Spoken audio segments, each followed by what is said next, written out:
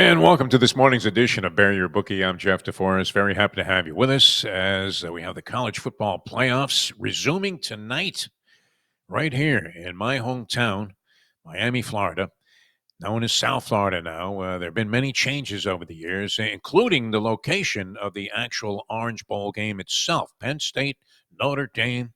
A lot of debate back and forth as to who has the advantages. The line has stayed pretty much in favor of Notre Dame, although by a very slight margin. Penn State does things very well to counter what Notre Dame does best, a good run defense versus a big-time run offense. It might even be one versus one in the nation on that, or close to it. Depends what set of analytics you look at. But should be great. And it reminded me of the many times when I first relocated from Los Angeles to South Florida.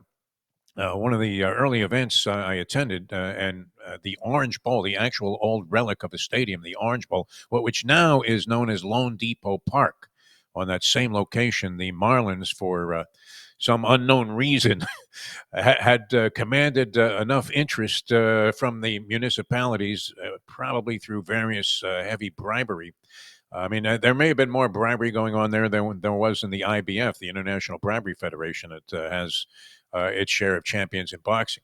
But the stadium was erected there. Nobody goes. And there's been this theory out there on the part of South Florida football fans in particular that both the University of Miami and especially the Miami Dolphins, who are on a 50-year drought of winning championships, have to be operating on some kind of or under some kind of a curse.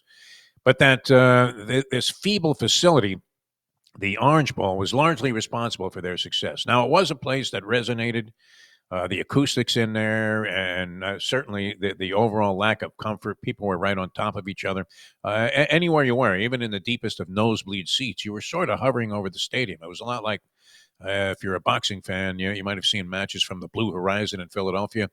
And the people in the upper deck in the balcony are hovering over the ring. So it makes for, I mean, just an unbelievable, resounding volume of noise when you're in the stadium.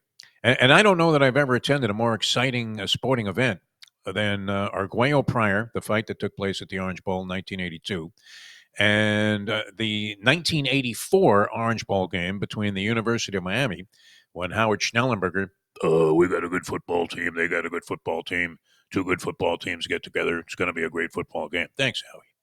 Always love that. How many times can you use the word football in a sentence? It's like a guy from Brooklyn using the word fuck.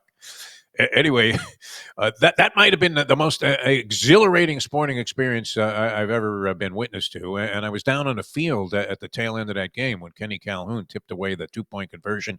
Dr. Tom Osborne boldly going for 2 points there to try and win the game in the national championship. Number one team in the country, Nebraska, following the 1983 season. January 1st, 1984. He shows that kind of guts and courage, and somehow Miami was able to hang on by the shortest of nose hairs to what was an astonishingly large early lead in the ballgame. And the rest is history. They went on to win a bunch of national championships. But I remember going underneath the stadium there. I mean, you talk about a relic. And people continue to insist on sports talk radio shows and articles that, well, it really needs to happen where they resurrect the ghosts of the past and bring back the Orange Bowl type of stadium atmosphere. Not happening, man. The place was a fucking dump. Whoever constructed that stadium or designed it must have gotten his architectural degree from the University of Guam or some. They didn't have online universities back then, but certainly nothing with any academic accreditation would have given him any license to ever build anything, because it looked like it was built with an erector set. In fact, the stadium's infrastructure looked less stable than some of those shelters that are built on Naked and Afraid.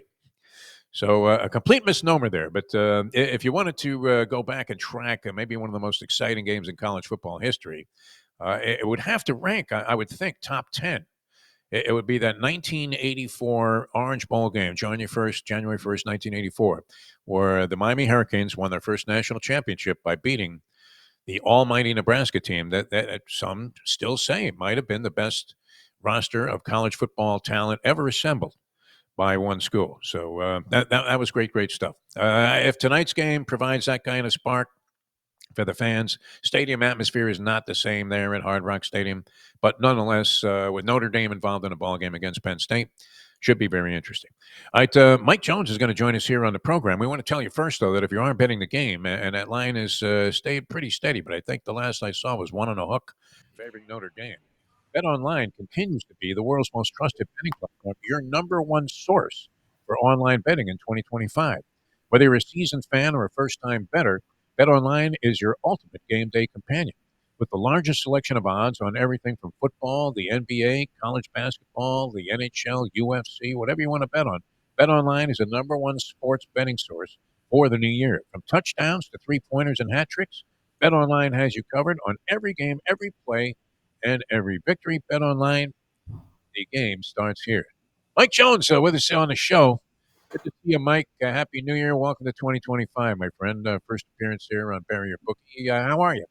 Great to be back with you. I'm great. Getting ready for the game. I'm actually going to be in attendance tonight.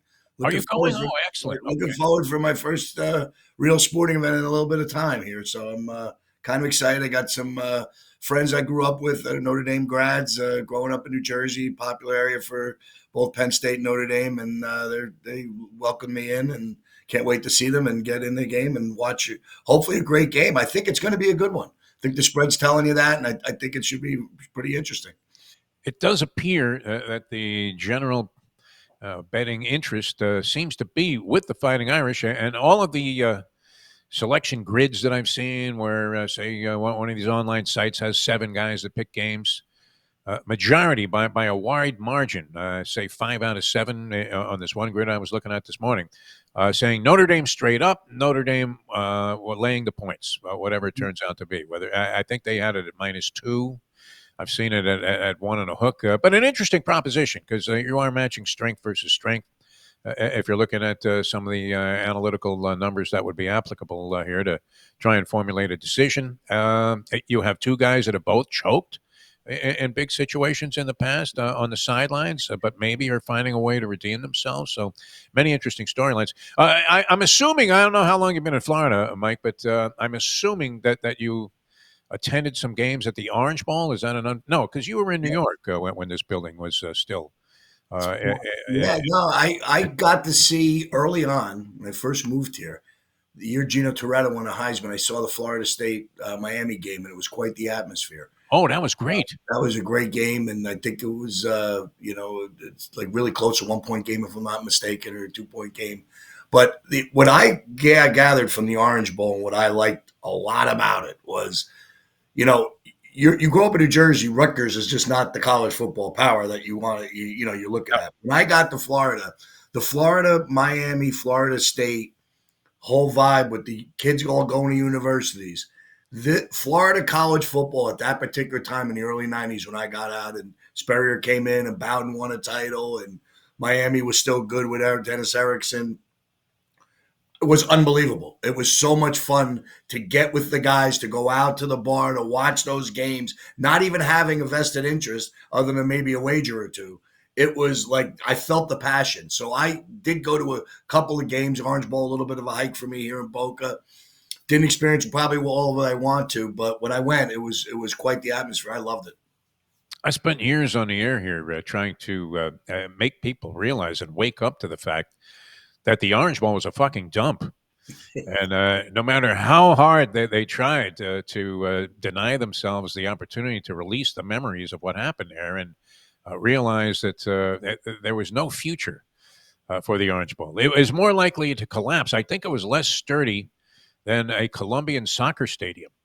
This thing, it was built with balsa wood. Just an absolute atrocity from any kind of. I'm surprised. How was that building not condemned long before? Incredible. They actually, had Joe Robbie, the owner of the Miami Dolphins at the time, actually went into his own pocket and into great financial. This guy went from being fairly well off to swimming in a giant sea of red ink. Although he recovered. But built his own stadium because it was impossible. I mean, for the safety of the public, right? They had to get rid of this building. So, that was a long time contention here that, geez, you know what? we really need to get the Orange Bowl. I mean, if they had never left there, they wouldn't be bad for so long. But it's also part of the cyclical nature of sports. And in the case of the Miami Dolphins, the inept approach to management, which I mean, we've been saying this for a long time. If you owned any business, you would want Stephen Ross to be your boss Right. because it doesn't matter how badly you fuck things up. Yeah. He comes out and just says, "Hey, what a great day! It's unbelievable. Let's keep all of these inept clowns in the front office, and even on the sidelines, we'll just give them another chance. Why don't Yeah. we run it back? Why would you run it back if you were losing? That would be that would be one of the things. Yeah. All right, a lot of stuff to get into here on the Sure. show from a gambling standpoint. What are some of the? You're always analyzing, and I love it when you send me these texts, and then I realize how deeply disturbed you are as a degenerate. That's right. You're following a lot of shit, Mike Yep. Jones. So, And what were some of these things that you were pouring over well, statistically? okay, so we find out yesterday worst year for the bookmaker, most favorites covering since 2005. Over Okay, 20 years now, it's been rough. The money line favorites were 40-8 in the last 3 weeks of the season, highly rare. Usually see teams coming in. My Giants were the big savior, and maybe the Bears were the two biggest underdogs. Bears last week beating the Packers were the two biggest underdogs that won outright. So I'm turning the page. My thought is it's been a rough year. Last year I had a successful playoff run. I pick every game on the Big Gunner podcast, and I feel like I got some edges, and I look forward to the playoffs every year. I think you break down one game, you watch the whole game from a feel standpoint or an eye test. I think these are the times where you got to feel. Last year, I was really on the 49ers and Kansas City. I thought the Chiefs had something to prove. As I watched them do the playoffs, I ended up changing my Super Bowl pick the day of and went with the Chiefs and got lucky. But I had a 10-3 record in the playoffs, picking every game, so I'll do that on the pod.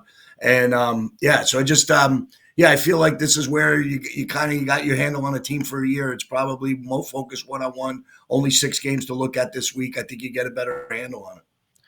you start to question your own integrity as a human Yes. being, and certainly as a degenerate, when your initial instinct as you look over an odds board is to favor all of the chalk and be willing to lay all of those points, and yet as you mentioned in detail there, I mean, on the money line especially, which became a very popular play. I wasn't even familiar with it until Troy West told me about it.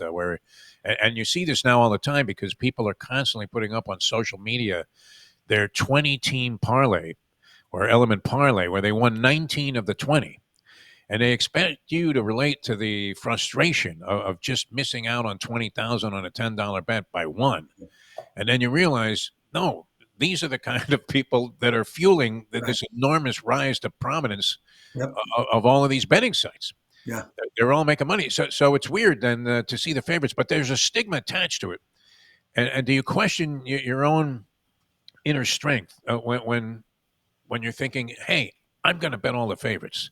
Because, I mean, there's no worse stigma. And you know this. If you have a guy and you wanted to insult him among the people that you're hanging out with at whatever sports book you're betting at or wherever you're making your wagers, even if it's at home on the phone apps or whatever, you turn to a guy that you're a little bit disgusted with because he's rooting for the favorite the entire time, and you turn to him and you go, you know what you are? You are Mr. fucking Chalk. And the guy's like, I mean, you couldn't insult anybody. I mean, you may as well have said something about his mother. So, I mean, it's weird that these guys are winning right now. You're saying it's going to reverse. I mean, you would think in a Oh, playoffs, nature, yes. pressure comes on the home team. Like I feel like looking at these games, I'll pick one real quick: Baltimore at Pittsburgh. The line's basically a 1.5, 2 point line. Baltimore in game one in Pittsburgh. It goes to 6.5. I love Baltimore that day. I think I gave it out. Thought that they would win. They win by 17. Now with all the money on the line, the third meeting, and you see 9.5s, 10s. Wow, why? I know Pittsburgh struggled 4 in a row, but the familiarity, I can remember going back, this is my blood, but in the 2007 run for the Giants, they had lost twice and were beaten up by the Cowboys, go down to Dallas as a 9.5 point underdog and go in and beat him 21-17. Dallas has the pressure. We picked off Tony Romo in the end zone. Could be somewhat similar of the same situation. Lamar Jackson's got the pressure. The X factor to these teams that I think might have success in the playoffs is the running back. I know I like Saquon Barkley's situation in Philly, and I really like what Derrick Henry's going to provide the Baltimore Ravens for their playoff run. I think you got to relieve some of that pressure. I think he was well. I think when this is all said and done, I'm not going to pick the Ravens to get to the Super Bowl, but I think they make a connected run, probably get to the championship game because of the fact that Derrick Henry factor. And I think if they go to the Super Bowl or win it, it's going to be Derrick Henry more than it will be Lamar Jackson. That's just opinion I have. And so I think you're going to see a little bit relieved a little bit of pressure on the quarterback. I think that would help these teams get a little bit of success during the playoffs. I don't know if you had a guy like this in your neighborhood growing up, but I'll never forget this guy. His name was Joey Vanatta. He was a pretty good athlete and one of those guys that was highly respected. And when he played football, it was like he was Jim Brown, where every little kid would be climbing. There would be, he would have a team of like 4 guys going against 30 little kids. And 30 guys would be on his back, and like Quasimodo, he'd be carrying him into the fucking end zone. And that's Derrick Henry, is it not? It is. I mean, It is. My stepson's a huge Tennessee Titan fan. He just bragged about him and wanted to hold him and didn't. And, he's rooting for Derrick Henry now to win a Super Bowl. He became a Ravens fan because of it. He said he's just a tremendous athlete. Love watching him play. And you just watch him. And even when he's getting beat up, he still looks like he's doing something. I think toward the end of the season, even though he had success, was saving. This is going to be his run. He could be a real X factor for the Ravens moving forward. If their defense can hold up, and it has done well in the last couple of weeks, they're going to be a really, really tough out if Lamar can hold it together. I think a lot of his numbers, I'm not for Lamar for MVP. I'm more for Josh Allen due to expectations at the start of the year. But Lamar had all these tremendous numbers that you never, lights out numbers. Derrick Henry's that factor. You're worried about the run. You're not going after him. You want to contain the pocket. He feels less pressure, does a lot with his feet. But he took less of a beating this year. You got it. You had Derrick Henry helping him, relieving that pressure. So I think those are going to be the fun things to watch. The eye test is going to tell me a lot in that game. Just hard to see a 9.5, 10-point favorite week 1 against a team that they're so familiar with. Yeah, many interesting aspects. I love the wild card weekend, and now it's an expanded one, so it even goes into Monday, 6 games, as opposed to what we had become accustomed to with 4. And I can't get enough of it. I'm wondering what kind of investigation there will be into the antithesis of Deflategate, which are some that were suspicious that when Minnesota had the ball, they had fused helium into the ball as Sam Darnold came back to the pack. So we see this with quarterbacks. I mean, Lamar Jackson does have to shake that tag off. I usually hate when people label athletes or coaches as chokers in certain situations because maybe the sample size is too small. Remember, everybody thought Barry Bonds was a bust as a playoff player. He ended up, maybe with the aid of Victor Conte being in the clubhouse, but he ended up having monster playoff performances in his last few opportunities. So, I don't know that it's fair. Dave Winfield was one of those guys, I think, that was always disparaged for being a lousy playoff player, but he hadn't played in that many games. We'll see what happens with Darnold. And Lamar Jackson does have to shake off that tag because a personal friend of mine who was a big bettor feels that he has blowtorched more money than anybody in the history of the NFL postseason with some of his really mysteriously bad performances in big games after they get by the first round. So that's all coming up. All right, we want to get into some stuff here because we do have that Orange Bowl game tonight. Very significant ball game. Right. Many people, Marcus Freeman, it doesn't strike me as being that long ago, sometime last year, after another one of those bizarre, inexplicable losses to a non-entity in terms of being able to go toe-to-toe with Notre Dame stature-wise. He was on the Ed Ogeron hot seat, was he not? Well, maybe, he just they like him there. He was an inside pick because after Brian Kelly left, I know that people really like him. I love, how he's, you think he's going to get out coached against Kirby Smart. Everybody was telling me Georgia's offensive line is going to sit there and take over the game. Well, I saw it in reverse. Notre Dame seemed to beat down Georgia. That 7-minute drive when they got the ball with 10 minutes to go on their own 10-yard line, driving to 7, I think a little over 7 minutes with a punt. They punted. And I thought that was a significant time. They were converting third downs. Their offensive line was doing the right thing. The fake, moving the team out, but the fake punt where they moved everybody out and brought Yeah. 11 on and made Georgia jump. Mark, I like what Freeman's doing, and then, has James Franklin been tested? I might think Indiana and Georgia might have been a little bit better competition than Boise and SMU. So, I think this is going to be a fascinating game. Two areas where people compete in recruiting. Um, I think it's going to be fascinating. Great matchup. I know that the people I'm going with have Penn State allegiance too, so it's just that's that area. Those are the two big recruiting schools, probably other than Ohio State, right? When you're getting on the highway going to each other, so it's going to be great. I think it's going to be a fantastic game. I think it's going to be pretty close. I really don't have a selection on it. Probably I like the over because I'm going to go at and say that maybe 47 half was the right number. Now that it's popped down to 45, are these advisors right? So I might take a shot at a number and say over, and maybe throw Penn State. That my bet that I'm going to give you today is kind of different. I'm going to give you. I like taking teams, especially the NFL, over the 3 and 7 numbers in a teaser. So I Okay. might tease Penn State, say we got a close game to 7.5, and take Ohio State down to pick. I think the next game is a little bit more obvious. I think Ohio State's put on a show in their first two games. Dominating Oregon up 34-0 at one point in the first half. I just got questions with Quinn Ewers. Texas, had a game in their hand. The Sark make that big mistake. It seemed like the play calling, throwing the ball, not working the clock up 16, and then momentum changes. And Arizona They're a State little gets suspect too, right? yeah, it's just a fascinating big game. The big bad SEC, but hey, the best defensive player on Ohio State, probably All American Caleb Downs, left the SEC and went up to Ohio State. And he's the youngest guy on their defense, a big veteran defense, and playing lights out for them. I look. Ohio State's got the players, probably the best personnel of all four teams. I saw the line jump from 3.5 to 6 there. That surprised me. So my get bet would kind of be I don't like to lay 6 in these games just because the pressure's still on Ohio State. I might take Ohio State, pick them, and Penn State over the 7 up. Take them All to right. 7. Sounds good. All right. Now, let's get into your plays then, Okay. because The game I like the most, I'm going to give you my best bet right away. The game Yeah. I like the most, I'm going out to Houston. I really like what Jim Harbaugh has done with the Chargers. Justin Herbert has got the quarterback now, probably the best quarterback he's ever coached, according to his comments this week. Um, the line dropped off 3 to 2.5. I kind of interested at that 2.5, and I like the Chargers in this spot just because of the coaching advantage I believe that they have.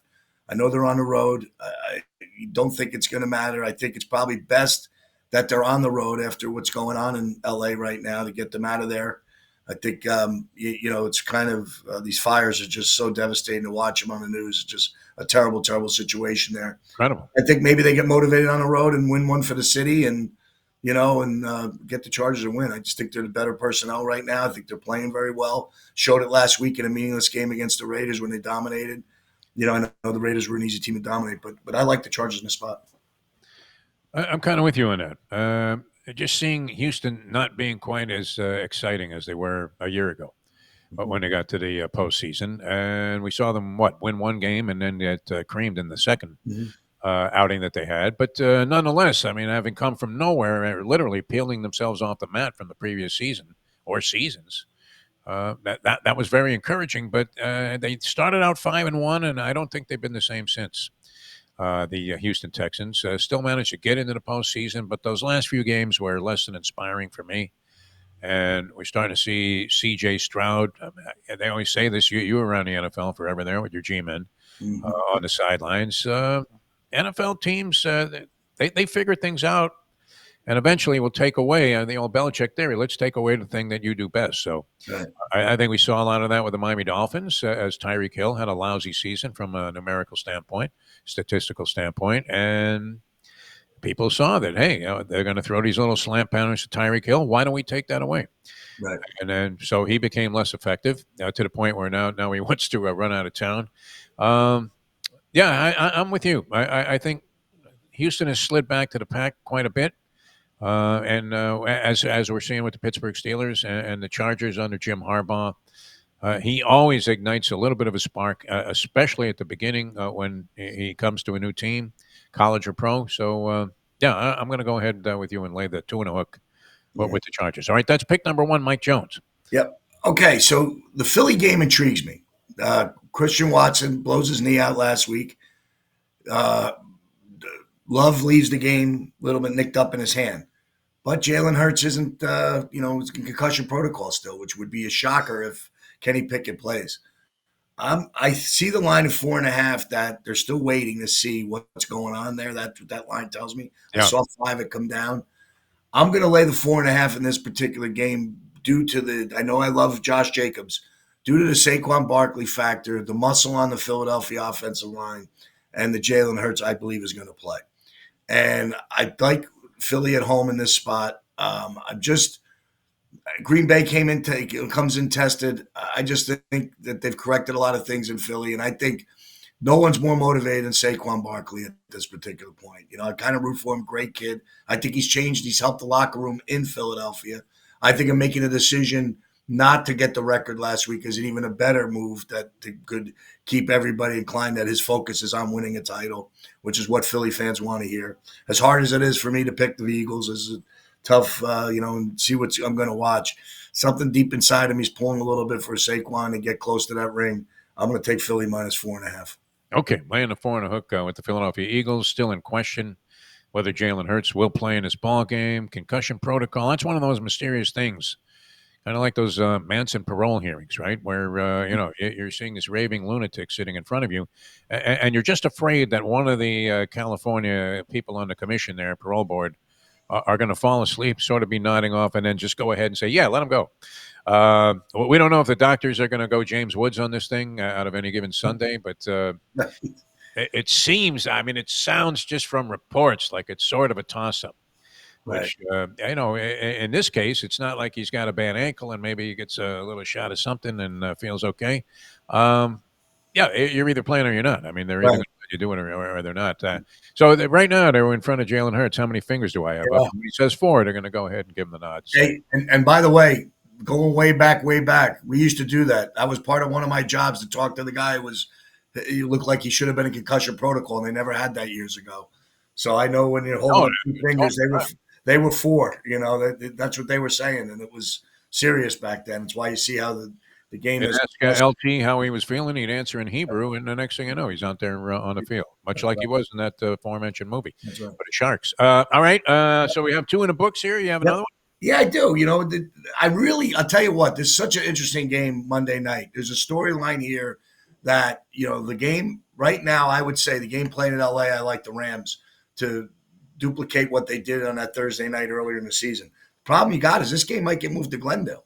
So if you sit there and bet this game right now, your game is going to be taken down off the board if this is gambling rules. That if they move the location, it's all going to change. Then you might see Minnesota become a 3.5 point favorite in a neutral site. Okay. So I think you got a very interesting point. I think I really like this game for the Rams if they play at home. I think if this game is played in LA, the emotion, the vibe, the whole thing might be somewhat similar to you see in 2007, 6 or whatever when the Saints played when Hurricane Katrina taking down the Superdome and they went back and all that emotion built up. So I kind of would leave that game aside. But if they played in LA, I do like the Rams. But I'm going to go for one upset. I'm going to go in and say Jaden Daniels has been the guy I've been coveting all year. Tampa's been a little bit shaky, in the last couple of weeks, struggled to beat the Saints last week. Washington has a big win. Mariota comes in and takes them down the field and wins a game after they start resting players. I got a sneaky suspicion, a very high-scoring game that Jaden Daniels puts on a show, and that Washington not only covers a 3 but steals a game outright. I think that's the playoff upset I'm looking at this week. I just think, I love Baker Mayfield. I think he's a little riverboat gambler. I like the Marshawn Lattimore, Mike Evans rivalry for years that might be resuiting up again. I just kind of feel like he could bring a little bit of experience into this rivalry, get the players going. If he's going to make a statement, it's going to be in this particular game. I like Washington. For some reason, I got to find one of these games every single year that happens. It does happen. And for me, it's going to be Washington, and a rookie quarterback getting the win over Tampa. All right. And you, of course, offer all of your fine assistance. Yeah. Big Gunner podcast. We're done with the Giants now. We had a 3-14 miserable season. and we're moving on to, looking at future moves for the team. And we're picking all the games. We're going to pick the playoff games, and we're going to talk more about there. We'll have some guests on, hopefully including yourself, in the next couple of weeks leading into the Super Bowl. So we're going to concentrate more on the handicapping and gambling on the pod. Let the Giants rest. I was very happy that they kept their coaching staff. I was very surprised to watch Mayo and Antonio Pierce get fired, but I feel like, the Giants need that stability. We have a very brutal schedule next year. I don't think a new coach and a new regime is going to come in and have any success. So let's keep it where it is. Let's give him one more year, and hopefully we get it better. But you can hear it all on the Big Gunner podcast. That might have been the worst deal in terms of decision-making by a guy in the front office since Nolan Ryan got traded for Jim Fregosi, an aging Jim Fregosi, where you let Saquon Barkley walk and you signed Daniel Jones. I mean, you couldn't make any more. I mean, that's you got zonked on let's make a deal or something. But you got to go back. I mean, as a Giant fan, try to be brief. The Giants would have drafted 24th. The only guy in that draft was Kenny Pickett, who went before that with the Pittsburgh. There was no quarterback that you would have taken. So you have a guy who took you to the playoffs and won a game. They made a mistake. They should have franchised Daniel Jones and paid Barkley. Instead, they went the other way to give Jones. But, if you listen to what Shane says, this is where these new young GMs go by. It's all about the quarterback. And so when you watch all the bloggers, that's all they want is a new quarterback. And in my opinion, I don't know that these two guys at the top of this draft are the answers to franchise. I heard numerous scouts say that these guys would have been 6 and 7 on the list of last year's quarterbacks. So maybe we make a move for J.J. McCarthy. If Sam Darnold wins a playoff game, I think he's going to be entrenched in Minnesota. Maybe McCarthy becomes available and you throw your number 1 or the 3rd pick out there for him, which would be a great deal for Minnesota. There's a lot of things that could happen. I think you'll see it in upcoming months. But yeah, I agree with everything everybody said. I was very upset about it at the beginning, but now I've come to grips and say, it happened. You got to move forward. And, they made a mistake. But I just think that you can't keep changing regimes. I don't think you get any success if you keep flipping coaches. Everybody wants to do it. The power of social media, people want to use their brand for it. I'm very adamant about this fact that I've heard a lot of people. There's no one that tells me that Brian Dable can't coach. Well, if you get decimated with injuries and lose your left tackle 2 years in a row for over 15, 16 games, and you go 2-14 in those games, you're not winning. And it's maybe as important a left tackle protecting a mindset of a quarterback.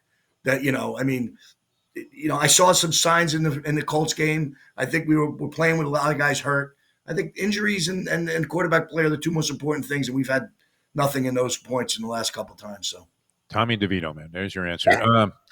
He's our only quarterback on contract. I miss seeing shots of his agent reacting to things that he did. Classic. I'll say this though, and I had a discussion with another gentleman on another show about Cam Ward. And look, the guy's got a hell of an arm. Essentially, covered up so many of the blemishes of Mario Cristobal's flawed coaching that it made it viable for there would be a mob outside of the Hecht Athletic Center at the University of Miami campus calling for this guy, to be ousted immediately if it wasn't for Cam Ward. So great arm, but if he plays in the NFL and holds the ball as if the defense was counting Mississippi's, right.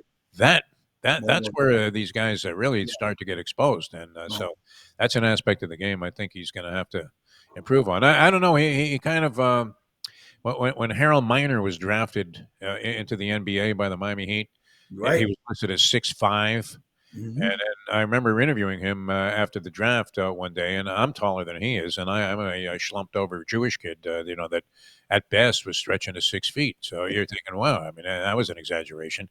Right.